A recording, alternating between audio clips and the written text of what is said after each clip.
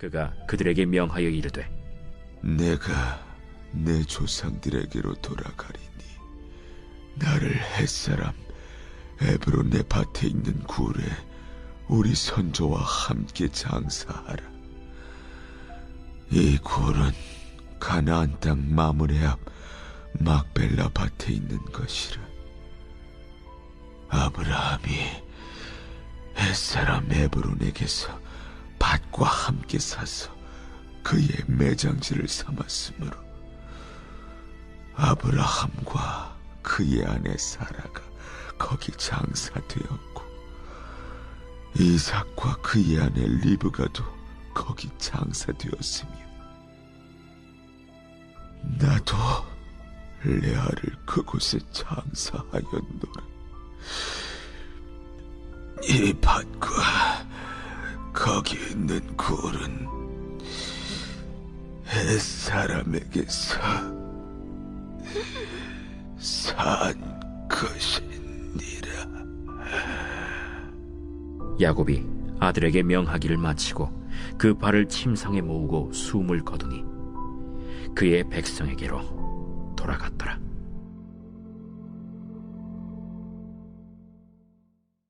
(50장) 요셉이 그의 아버지 얼굴에 굽으려 울며 입맞추고 그 수종드는 의원에게 명하여 아버지의 몸을 향으로 처리하게 하매 의원이 이스라엘에게 그대로 하되 40일이 걸렸으니 향으로 처리하는 데는 이 날수가 걸림이며 애굽 사람들은 70일 동안 그를 위하여 곡하였더라. 곡하는 기한이 지나매 요셉이 바로의 궁에 말하여 이르되 내가 너희에게 은혜를 입었으면 원하건대 바로의 귀에 아뢰기를 우리 아버지가 나로 맹세하게 하여 이르되 내가 죽거든 가나안 땅에 내가 파놓은 묘실에 나를 장사하라 하였나니 나로 올라가서 아버지를 장사하게 하소서. 내가 다시 오리이다 하라. 바로가 이르되 그가 내게 시킨 맹세대로 올라가서 내 아버지를 장사하라. 요셉이 자기 아버지를 장사하러 올라가니 바로의 모든 신하와 바로 궁의 원로들과 애굽 땅의 모든 원로와 요셉의 온 집과 그의 형제들과 그의 아버지의 집이 그와 함께 올라가고 그들의 어린 아이들과 양떼와 소떼만 고센 땅에 남겼으며 병거와 기병이 요셉을 따라 올라가니 그때가 심히 컸더라. 그들이 요단강 건너편 아닷 타작마당에 이르러 거기서 크게 울고 애통하며 요셉이 아버지를 위하여 7일 동안 애곡하였더니 그 땅 거민 가나안 백성들이 아닷 마당의 애통을 보고 이르되 이는 애굽 사람의 큰 애통이라 하였으므로 그 땅 이름을 아벨 미스라임이라 하였으니 곧 요단강 건너편이더라. 야곱의 아들들이 아버지가 그들에게 명령한 대로 그를 위해 따라 행하여 그를 가나안 땅으로 메어다가 마므레 앞 막벨라 밭 굴에 장사하였으니 이는 아브라함이 헷 족속 에브론에게 밭과 함께 사서 매장지를 삼은 곳이더라. 요셉이 아버지를 장사한 후에 자기 형제와 호상꾼과 함께 애굽으로 돌아왔더라. 매일 성령과 함께하는 아름빛 교회 말씀 묵상 아름빛 바이블 키트 시간입니다.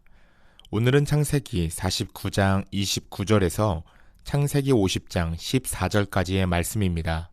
함께 말씀 나누어 보겠습니다. 오늘 본문은 믿음의 조상 야곱이 파란만장했던 나그네의 인생을 마감하고 하나님의 품으로 돌아가는 장엄한 죽음과 장례식 장면을 보여줍니다. 오늘 본문을 보니 계속해서 야곱이 이집트라는 낯선 땅에서 눈을 감으며 자녀들에게 마지막 유언을 전하고 있습니다. 이 스토리는 하나님께서 우리 각 개인의 한 걸음 한 걸음을 인도하시고 우리의 가정과 더 나아가 가문의 미래까지도 인도하시는 하나님을 바라보게 합니다. 야곱이 남긴 이 장래의 여정은 오랜 세월이 흐른 뒤 모세가 가나안 땅에 들어가기 직전 이스라엘 백성들에게 선포했던 신명기 33장의 말씀과도 깊은 연결고리를 가지고 있습니다. 야곱의 죽음과 유언은 이스라엘 공동체가 앞으로 나아가야 할 믿음의 출발점을 만들어줍니다.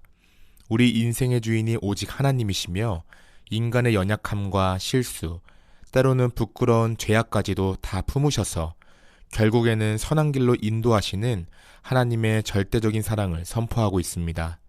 오늘 말씀을 통해 인생의 마침표 앞에서도 흔들리지 않는 믿음의 유산을 남겼던 야곱의 발자취를 따라가는 시간이 되기를 바랍니다. 아들들을 향한 축복을 마친 야곱은 이제 자신의 죽음이 임박했음을 직감하고 아주 구체적이고 단호한 명령을 내립니다. 그것은 바로 자신을 이집트가 아닌 가나안 땅에 있는 막벨라 굴에 장사해달라는 유언이었습니다. 내가 내 조상들에게로 돌아가리니 라고 이야기하고 있습니다. 성경 원문에는 내가 라는 주어가 아주 강하게 강조되어 있고 돌아가다 라는 동사는 조상들의 무리에 합류하게 되다 라는 뜻의 수동태로 쓰였습니다. 인간의 생과 사가 내 마음대로 되는 것이 아니라 오직 생명의 주관자이신 하나님의 손에 달려있음을 고백하는 신앙의 표현입니다. 과거에 야곱은 사랑하는 아들 요셉이 죽었다는 소식을 들었을 때에 슬픔과 절망에 빠져 통곡했습니다. 그러나 지금 인생의 마지막 침상에 누운 야곱의 고백은 절망이 없습니다. 왜냐하면 죽음 이후에도 여전히 자신을 다스리시고 품어주실 하나님의 신실하신 약속을 온전히 믿었기 때문입니다. 야곱은 자녀들 앞에서 자신이 묻힐 막벨라 굴의 유래를 거듭 강조합니다. 그곳은 할아버지 아브라함과 할머니 사라가 묻힌 곳이고 자신이 아내 레아를 묻은 곳입니다. 히브리어 성경을 보면 야곱은 문장마다 거기에, 그곳에 라는 단어를 반복하며 막벨라 굴을 강하게 부각합니다. 그 이유는 무엇일까요? 당시 야곱의 가족들은 이집트 총리인 요셉 덕분에 세상 부러울 것 없는 안전과 풍요를 누리고 있었습니다. 굳이 멀고 험한 가나안 땅까지 갈 이유가 없었습니다. 하지만 야곱은 자녀들의 가슴에 삶이 나아가야 할 방향을 심어주고 싶었습니다. 지금 우리가 이집트의 풍요 속에 살고 있지만 이곳은 우리가 영원히 살 곳이 아니다. 하나님이 약속하신 가나안 땅이 진짜 우리의 소유지이며 우리는 반드시 그곳으로 돌아가야 한다라는 것을 심어주고 싶어 했습니다. 막벨라 굴은 아브라함이 정당한 값을 주고 산 작은 무덤에 불과했지만 장차 온 지파가 받게 될 약속의 땅 전체를 보증하는 소중한 마중물이었습니다. 야곱은 유언을 통해 자녀들에게 눈앞에 이집트가 아닌 영원한 하나님의 언약을 바라보는 소망을 남긴 것입니다. 이 유언을 마치고 야곱은 조용히 발을 침상에 모으고 숨을 거두며 하나님의 품으로 돌아갑니다. 아버지가 숨을 거두자 요셉은 아버지의 얼굴에 엎드려 울며 입을 맞춥니다.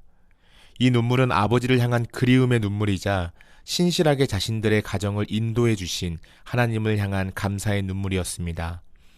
과거의 야곱은 요셉의 눈이 내 눈을 감겨줄 것이라는 하나님의 약속을 받았는데 지금 요셉이 아버지의 임종을 지키고 장례를 주관함으로써 그 약속이 한치의 오차도 없이 성취된 것입니다.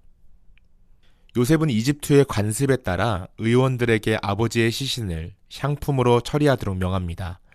향료를 채우고 방부 처리를 하는 데만 무려 40일이 걸렸고 이집트 사람들은 야곱을 위해 70일 동안 애도하며 슬퍼했습니다. 고대 이집트에서 72일 동안 애곡하는 것은 오직 왕이 죽었을 때뿐이었습니다. 그러므로 야곱이 받은 70일의 애도 기간은 이집트 왕실에 버금가는 최고의 예우였습니다. 야곱의 인생은 참 험난하고 고단한 나그네 길이었습니다. 쌍둥이 동생으로 태어나 평생 사랑에 목말라 있고 형을 속이고 삼촌에게 속으며 인간적인 욕심과 집착으로 점철된 인생을 살았습니다. 세상적인 기준으로 보면 상처 많고 흠이 많은 삶이었습니다. 그러나 하나님은 그 부족한 야곱을 포기하지 않고 다듬어 가셔서 마침내 이집트라는 거대한 제국의 배웅을 받으며 영광스럽게 떠나가도록 하셨습니다. 또한 이집트식 방부 처리는 머나먼 가나안 땅까지 시신을 안전하게 운구하기 위한 하나님의 세밀한 섭리가 숨어 있었습니다. 요셉은 바로에게 정중히 허락을 구하고 아버지의 유언과 맹세대로 장례를 치르기 위해 가나안으로 향합니다. 야곱의 장례 행렬은 실로 대단했습니다. 요셉과 그의 형제들뿐만 아니라 바로의 신하들과 이집트의 궁중의 원로들, 그리고 그들을 경호하는 병거와 기병이 뒤따르는 국가적 규모의 거대한 행렬이었습니다. 이 대규모 행렬은 가나안 땅을 곧바로 들어가지 않고 요단강 동편에 있는 아닷의 타작마당으로 우회하여 이동합니다. 이 경로는 훗날 이스라엘 후손들이 출애굽을 하여 가나안 땅으로 진입하게 될 역사적인 이동 경로를 미리 보여주는 복선이었습니다. 장례 행렬은 아닷 타작마당에 이르러 7일 동안 심히 크고 슬프게 울며 통곡했습니다. 그 애통함이 얼마나 컸던지 그 모습을 지켜보던 가나안 땅 주민들이 깜짝 놀라 그곳 이름을 이집트 사람의 큰 애통이라는 뜻으로 아벨 미스라임이라 불렀습니다. 마침내 아들들은 아버지의 명령대로 야곱의 시신을 가나안 땅 헤브론의 막벨라 굴에 정성껏 안장합니다. 그리고 장례를 마친 후 요셉과 모든 행렬은 다시 이집트로 돌아옵니다. 야곱의 무덤은 이제 이집트 땅에서는 보이지 않습니다.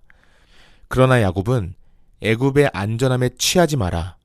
이곳의 번영과 편안함 때문에 하나님이 우리 조상들에게 주신 진짜 약속을 잊어버리고 살면 안 된다 라는 중요한 삶의 방향, 믿음의 길을 남기고 안내했습니다. 사랑하는 성도 여러분, 우리가 언젠가 이 땅의 삶을 마칠 때에 내 사랑하는 가족들과 자녀들과 이웃에게 남겨야 할 진짜 유산은 무엇일까요? 우리는 땅에 거주하지만 언젠가 영원한 무리에 합류하게 될 나그네들입니다. 우리는 세월이 흘러도 절대 낡아지지 않는 하나님을 향한 믿음과 영원한 본향을 향한 소망을 남겨야 할 것입니다. 세상에 주는 편안함과 화려함의 마음을 빼앗기지 않고 오직 하나님의 신실하신 약속을 따라 묵묵히 믿음으로 걸어가는 삶의 뒷모습을 보여주어야 합니다.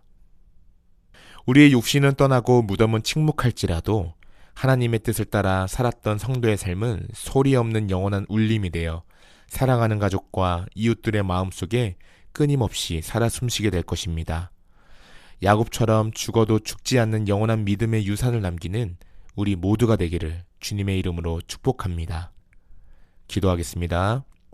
하나님 아버지, 야곱처럼 인생의 마지막 순간까지 하나님의 약속을 붙드는 믿음을 우리에게 허락하여 주옵소서.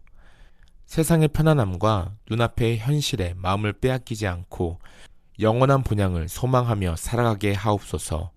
우리의 삶이 지나간 뒤에도 하나님을 사랑하고 신뢰했던 믿음의 흔적이 가정과 다음 세대 가운데 남게 하시고 날마다 하나님의 손길을 따라 살아가는 인생 되게 하옵소서.